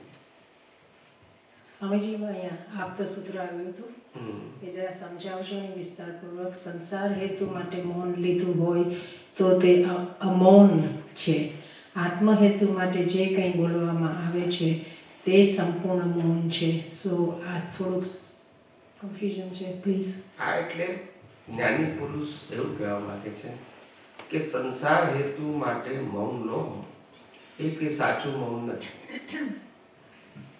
એને શું કીધું? સંસાર હેતુ મૌન લીધું હોય તો તે અમૌન છે. એટલે એને મૌન નથી કહેવાતું. એટલે કે તમે બહાર કોઈ પણ સંજોગોમાં અમુક પર્પઝથી બોલો નહીં, પણ અંદર તો ચાલુ જ હોય, એટલે એને એકચ્યુઅલી મૌન કહેવાતું નથી. પણ આત્મા હેતુથી બોલો તોય મૌન કહેવાય, કારણ કે તમે પ્રકૃતિ માટે બોલતા નથી. સમજાય? એ કહેવા માંગે છે. આત્માર્થે વાણી તે મૌન છે, કવિરાજના પદમાં આવે છે. આત્માર્થે ભોજન તે અનશન, આત્માર્થે ક્રિયા તે અક્રમ. આ બધું પદમાં આવે છે. ટૂંકમાં શુદ્ધાત્મા પદમાં હોય. આત્મા હેતુથી જે કરો એ બધું એ બધી વસ્તુ માટે તમે જવાબદાર થતા નથી. સંસાર હેતુથી કરો તો પાપ પુણ્યનું લેવલ લાગે.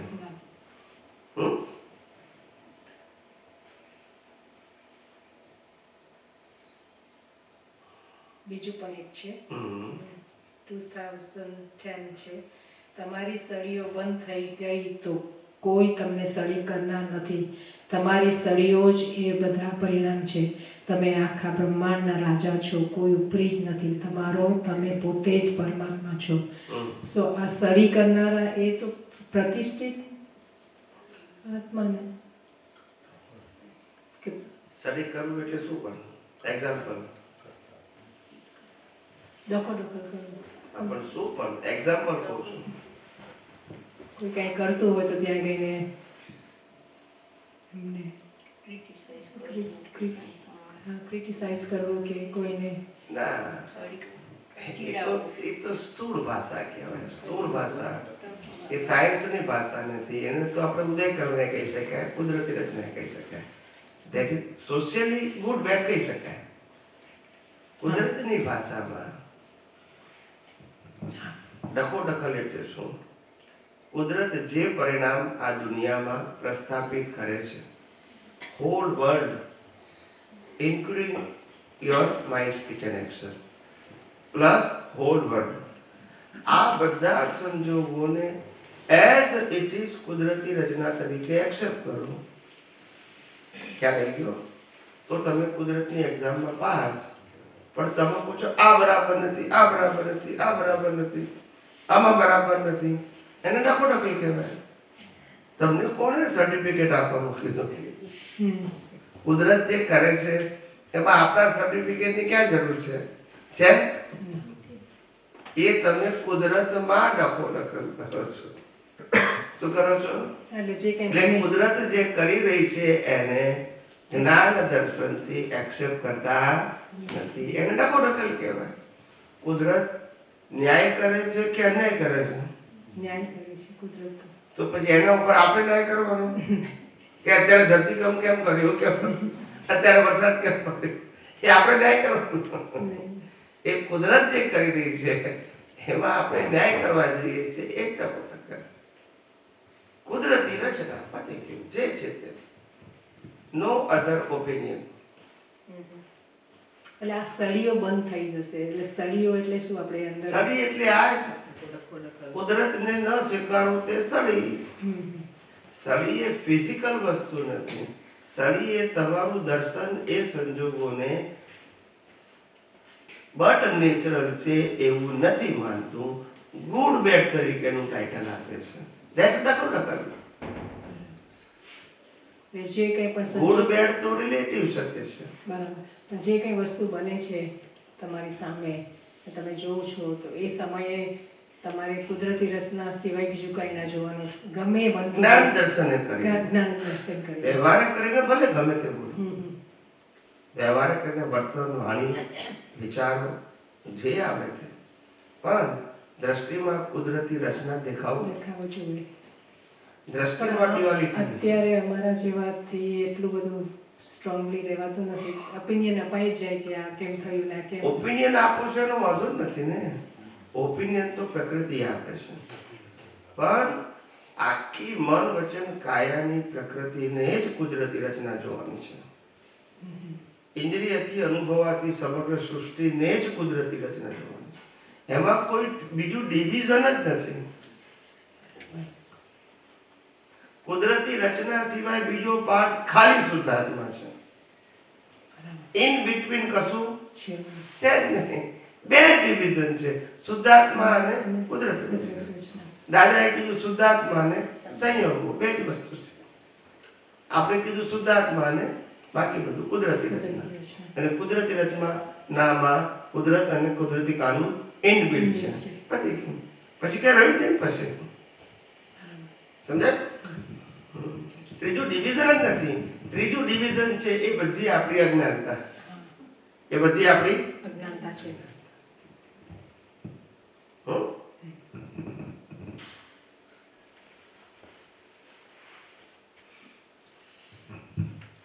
બોલો, આજે છેલ્લો દિવસ છે અને થોડો સમય બાકી હોય તો પૂછી લો, જેને પૂછવું હોય પ્લીઝ.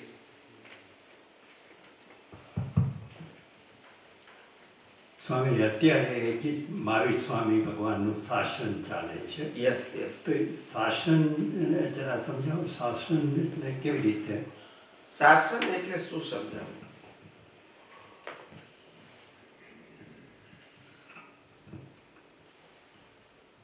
દાખલા તરીકે અત્યારે નરેન્દ્ર મોદી છે અને એ હવે બધું એસ્ટાબ્લિશ કરીને ગયા કે આ રીતે લોઝ બનાવીને કન્ટ્રી ચલાવવાની અને આ રીતે એનું ભવિષ્યમાં ડેવલપમેન્ટ એક ફોર્મેટ તૈયાર કરી નાખ્યું. બરાબર છે. હવે માનો કે એનું અસ્તિત્વ ન હોય પણ નવો કોઈ વ્યક્તિ પ્રાઇમ મિનિસ્ટર ન બને ત્યાં સુધી એનું શાસન કહેવાય. એને જ ફોલો કરવાનું, બીજું તો કોઈ આવે છે જ નહીં તો એ સત્તા ઉપર. બરાબર. સમજાય છે? યા સેમ ફોલો કરે. ફોલો. યસ, એટલે એને શાસન કહેવાય. એવી રીતે મહાવીરના નિર્વાણ પછી કોઈ તીર્થંકર નવું થયું ને એટલે મહાવીરે કીધું તું એ જ વાત ચાલશે. પછી જયારે પ્રથમ આવશે ત્યાર પછી આ બંધ થઈ જશે. પછી એનું ચાલશે. શાસન એટલે એ જે એસ્ટાબ્લિશ કરીને ગયા હોય એને ફોલો કરેલો, પોતપોતાની ભાષામાં પોતપોતાની સમજણ મળે. પણ સેન્ટરમાં મહાવીરે કહ્યું એમ જ વાત આવે. ભલે સમજણ પોતાની હોય તો સમજાય.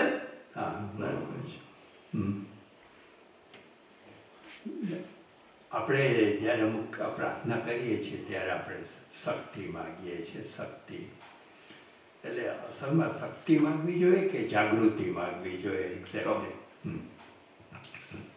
જાગૃતિ એ એક પ્રકારની શક્તિ છે. અહીંયા કોઈ ફિઝિકલ પાવરનો તો સવાલ જ નથી. જ્ઞાન દર્શન એક પ્રકારની શક્તિ છે. એ શક્તિ માગો કે દ્રષ્ટિ માગો કે જ્ઞાન દર્શન માગો, બધું એક જ છે. મિનિંગ એક જ છે. જગતમાં શક્તિ ને ફિઝિકલ ફોર્મમાં હોય એને શક્તિ કહે છે. આધ્યાત્મમાં જ્ઞાન દર્શનનો પાવર એને શક્તિ કહેવાય.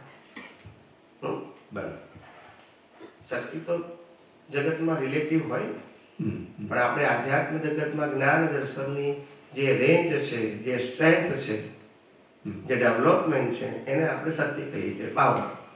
બરાબર. એનાથી તમારે એનો ઉપયોગ કરવાનો છે સંજોગોમાં. But that's your power. શક્તિને જોવાનું આપણે કયા કોન્ટેક્સ્ટમાં શક્તિ માગીએ છીએ. કારણ ઘણી વખત આપણે શક્તિ હમણાંની માગીએ છીએ, હમણાં જ્ઞાન દર્શન અને ઘણી વખત આપણે શક્તિને એમ પણ કહી શકાય કે આવતાનો આપણે ભાવ કરીએ છીએ, એમાં પણ એમ કહે કે શક્તિ આપો. એ બરાબર એ કોઝ ઇફેક્ટનો પ્રશ્ન થયો. એ ભાવમાં જાય. ભાવમાં જાય કે આજનું બીજ આવતીકાલનું. આજે શક્તિ તો એવી માંગવાની કે જે આજે યુઝેબલ હોય. એનું નામ જ્ઞાન દર્શન. બાકીની બધી શક્તિઓ તો ખાલી મોરલ સપોર્ટ છે. એ ફિઝિકલ ફોર્મમાં તમને મળે નહીં, કારણ કે મન વચન કાયની અવસ્થા માત્ર આજે માગવાથી એમાં ફેરફાર, મોરલ સપોર્ટ ખાલી મળે. પણ જ્ઞાન દર્શનની શક્તિ મળી શકે, કારણ કે ઓલવેઝ ઓપન હોય છે. મન વચન કે આની ઓપન હોતી નથી, મિકેનિકલ છે. મિકેનિકલ. પછી છતાંય લોકો માગે છે તો એ શ્રદ્ધાનો વિષય છે. બરાબર. સમજાય? સિદ્ધાંત નથી. સીધા. જે વસ્તુ તમારી લાઈફમાં ડિસિઝન રૂપે ડિસાઈડ થઈ ગયું છે અને પ્લેયર એનો રોલ ભજવે છે, એના માટે શક્તિ માગો કે ના માગો કોઈ ફેરફાર થવાનો નથી. બીજું, ઉદય કર્મને આધીન શક્તિ માગો એનો વાંધો નથી. પાર્ટ ઓફ કુદરતી રચના. શું કીધું? એને નવો પુરુષાર્થ ના માનવો તો વાંધો નથી. બરાબર. Coming event cast their shadows before. તો આજે હું પ્રાર્થના કરું છું, એ પ્રાર્થનાનું આવતીકાલે ફળ આવે તો પ્રાર્થના એ ડિસ્ચાર્જ, ફળ એ ડિસ્ચાર્જ. આજે મેં પુરુષાર્થ કર્યો એવું નહીં માનવાનું. પ્રાર્થના કરી એ કુદરતી રચના અને ફળ આવી એ ખ્યાલ આવે કે નહીં? કો રિલેટેડ.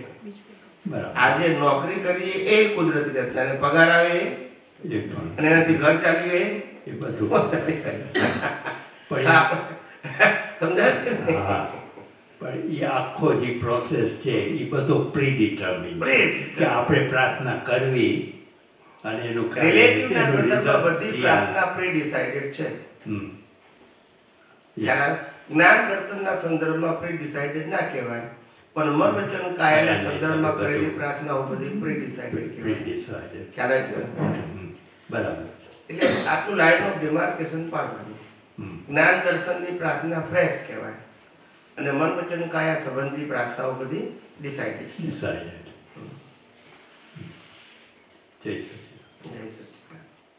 સાયન્સ કેટલું ક્લિયર છે? ગોળ ગોળ છે ના ચાલે. અને સિમ્પલ છે. પાછું કેવું? સિમ્પલ છે. ગોળ ગોળ બહુ સમજવું પડે એવું, બહુ બુદ્ધિની જરૂર ના પડે. સિદ્ધાંત છે ને, માટે શ્રદ્ધાની વાત હોય તો બધી ગોળ ગોળ હોય. કેવી હોય? માનવી પડે. શું છે? સિદ્ધાંતમાં માનવાનું ના હોય. સિદ્ધાંતમાં તમારી પાસે એનો ઓપ્શન ના હોય. ના, સમજવામાં તો સ્ટ્રેટ ફોરવર્ડ છે. એક એને યુઝ એનો કરવાનો ઉપયોગ કરવામાં જરાક થાય જરૂર. કશો વાંધો નહીં સાહેબ. આ કેવું છે સાહેબ? માનવી કેવો છે? 50 વર્ષથી રામને માનતો હોય, 50 વર્ષથી કૃષ્ણ ભગવાનને માનતો હોય, 50 વર્ષથી મહાવીરને માનતો હોય, એટલે એને ફોલો કરતો હોય અને 50 વર્ષ સુધી એને આટલું બધી મહેનત કરી હોય ફોલો કરવાની, છતાંય કશું પ્રાપ્ત ન થાય એચીવ રૂપે, એને કંઈક મળ્યું એવું ફીલ થાય એવું કશું ન લાગે. 50 વર્ષ સુધી સિન્સિયરલી ફોલો કરવા છતાં પછી 51મા વર્ષે પછી નક્કી કરે કે મને કોઈ જ્ઞાની ભેગા થાય તો સારું, અને એને ભેગા થાય બી ખરા પુણ્ય હોય તો. પછી જ્ઞાની ભેગા થાય, પછી વર્ષ 2 વર્ષ થાય, એટલે પછી કે હજુ એમની વાત તો સાચી છે પણ અનુભવ થતો નથી. જોઈએ ક્યારે ગયું? એને 50 વર્ષ કાઢ્યા ત્યાં સુધી સ્થિર રહ્યો, અહીંયા 2 વર્ષમાં ઊંચો નીચો થઈ જાય છે. તકલીફ એ છે, બોલતા નથી. તો પેલી 50 વર્ષથી સ્થિરતા ક્યાંથી આવી? મગર અનુભવે ત્યારથી હું ના કીધું 5 વર્ષ થઈ ગયા, હવે છોડી દો, બીજા કરીએ. એવું નથી કરતા. યસ કે નો? ના, સાચી વાત છે. સ્થિરતા તો જોઈએ કે નહીં? It's a gradual process. તમે એમ ચમત્કારની વાત કરો એવું તો ના થાય ને પ્રભુ. આ ચમત્કારનો માર્ગ જ નથી, અવેરનેસનો માર્ગ છે, ચમત્કારનો માર્ગ નથી. આપણે છે ને બધાની સાયકોલોજી એ પ્રમાણે હોય છે કે આપણે મહાવીરને ને બધા જે પેલા થઈ ગયા છે એને માનવામાં આપણે કર્યા જ રાખીએ, પણ કોઈ પ્રત્યક્ષ ભેગું થાય તો એનું ઇન્સ્ટન્ટ રિઝલ્ટ ત્યાં તમને પ્રત્યક્ષ અનુભવ નથી થતો તો ફરિયાદ કેમ નથી કરતા? મારો પ્રશ્ન એટલો જ છે ખાલી. 50 વર્ષથી ફોલો કરો છો એ મારો પ્રશ્ન નથી, પણ 50 વર્ષ પછી તમે એમ કહો છો કે મને એક્સપિરિયન્સ નથી અને કમ્પ્લેન નથી, ત્યાં મારી કમ્પ્લેન છે. અને અહીંયા 2 વર્ષમાં એક્સપ્લેન નથી થતો જોઈએ એવું અને કમ્પ્લેન કરો છો, ત્યાંય કમ્પ્લેન છે. સમજી ગયા? સમજી ગયા. 50 વર્ષ પછી અનુભવ નથી, કમ્પ્લેન નથી, તો એવું કેમ? અને આ 2 વર્ષમાં અનુભવ જોઈએ એવો નથી અને કમ્પ્લેન એવું કેમ? સ્કેલ તો આવવો જોઈએ ને કઈ. ટૂંકમાં સમજવાનો માર્ગ છે ને ગ્રેજ્યુઅલી, આમ સ્પીડ નહીં કરાય. આધ્યાત્મ માર્ગમાં બહારની સ્પીડ કામ નહીં. જ્ઞાન દર્શનની મેચ્યોરિટી ઇમ્પોર્ટન્ટ છે. મન વચન કાયની અવસ્થા જ્ઞાન દર્શનમાં ઇમ્પોર્ટન્ટ નથી. સમજાય છે? એટલે આપણી સ્પીડે આગળ વધવા માંગીએ તો ના વધાય. જેમ જેમ સંજોગો આવશે એ સંજોગોની અંદર તમે જ્ઞાન દર્શનનો સમ્યક રીતે ઉપયોગ યથાર્થ રીતે કરશો એમ તમારી મેચ્યોરિટી વધશે. સમજાય છે? એટલે ધીમે ધીમે થાય. તમે રસ્તા તો ઘણા બતાવ્યા છે હવે, અને એ અમલમાં પણ મુકાય છે. યસ, બધામાં અત્યારે નાના ટ્રાન્ઝેક્શનમાં પણ કુદરતી રચના તરીકે દ્રષ્ટિ રાખવાની જ છે. અને કેટલા બધા શું કહેવાય કે નાના સિમ્પલ ટીકા જ્ઞાને આપ્યા છે. હા, ખ્યાલ આવે? 1 and 0, સર્કલ ને સેન્ટર, પછી સ્વાહા, આ બધું જ આપ્યું છે. એનો ગમે ત્યારે ગમે તેનો ઉપયોગ કરવો. જ્યારે આપણે જરા થોડા હાલી જઈએ જ્ઞાન દર્શનમાં તો કરવો. આ બધા સાધનો એના માટે જ છે ને બધા. સમજીને યોગ્ય સમયે ઉપયોગ કરવો. બાકી તો જે છે એ તો છે. જય સચ્ચિદાનંદ.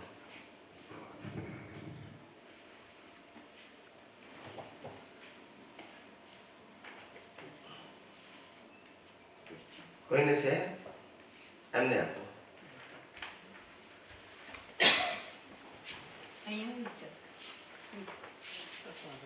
જશે, ચલો જો ખેંચાય નહીં હો. બસ ચાલશે. ચલો જય સચ્ચિદાનંદ. જય શ્રી દાદા ભગવાન નિર્વાણ પાયમાં એ પહેલાંનું કેવું બધું હતું એ મને ડિસ્ક્રાઇબ કરી શકો તમે? શું પણ કેવું હતું? એટલે શુદ્ધાત્મા બોલતા હતા, શું કરતા? કે ક્વાયટ જ હતા એકદમ છેલ્લો સમય એનો? એમનું જ્ઞાન દર્શન ઊંચું હોય, એમના મન વચન કાયા તો ઉદય કર્મને આધીન જ હોય.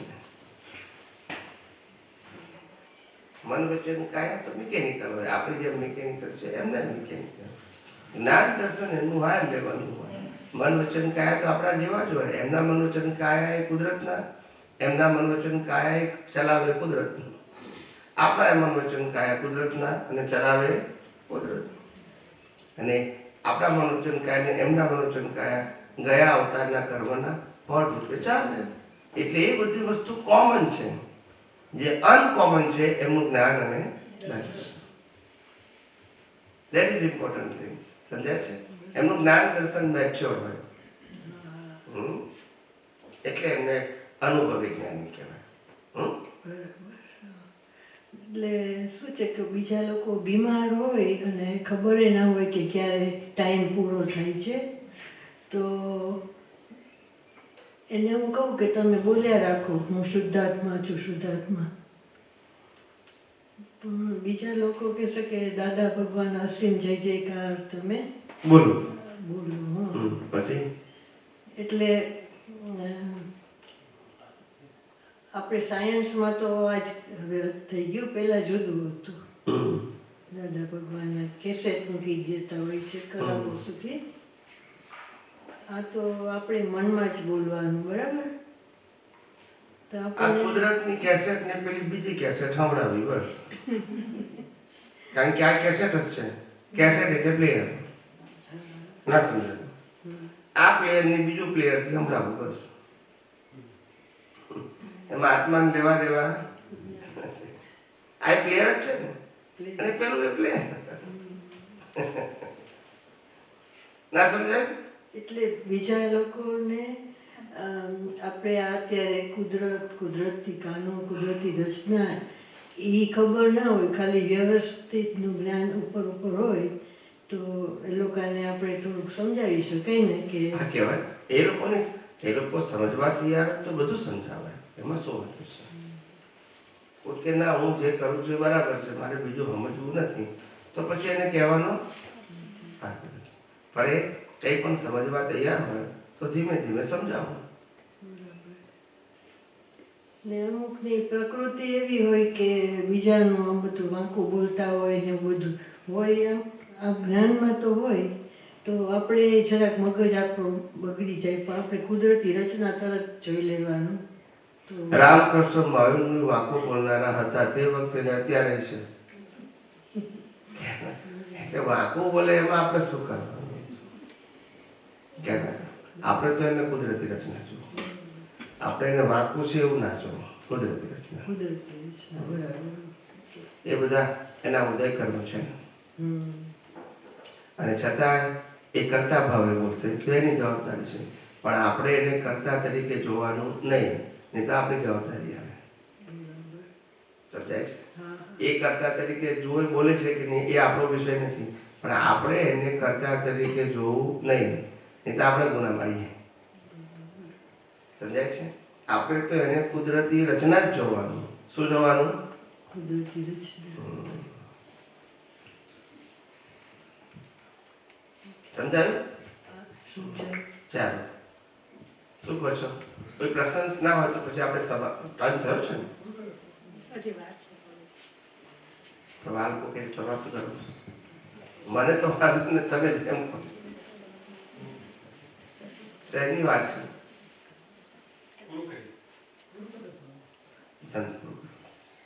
चलो प्रार्थना बोली थी। हे अंतर्यामी परमात्मा,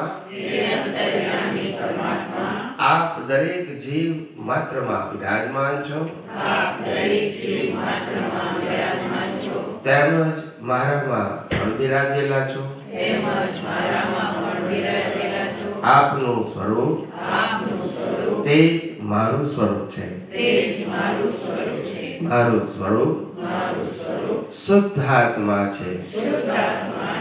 હે શુદ્ધાત્મા ભગવાન, હું આપને અભેદ ભાવે અત્યંત ભક્તિપૂર્વક નમસ્કાર કરું છું। અજ્ઞાનતાએ કરીને, અજાગૃતિએ કરીને, મિથ્યા જ્ઞાન મિથ્યા દર્શન સંબંધી દ્રષ્ટિથી જે કંઈ પણ દોષો થયા છે અને થાય છે તે સર્વ દોષોને આપની સમક્ષ જાહેર કરું છું। તેનો હૃદયપૂર્વક ખૂબ પસ્તાવો કરું છું અને આપની પાસે ક્ષમા પ્રાર્થું છું। હે પ્રભુ, મને ક્ષમા કરો, ક્ષમા કરો, ક્ષમા કરો।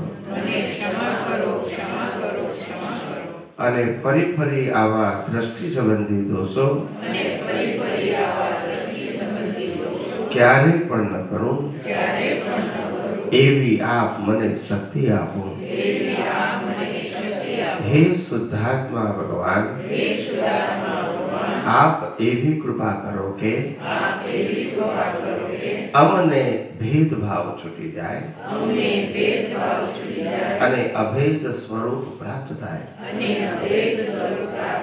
અમે તમારામાં અભેદ સ્વરૂપે તન્મયાકાર રહીએ।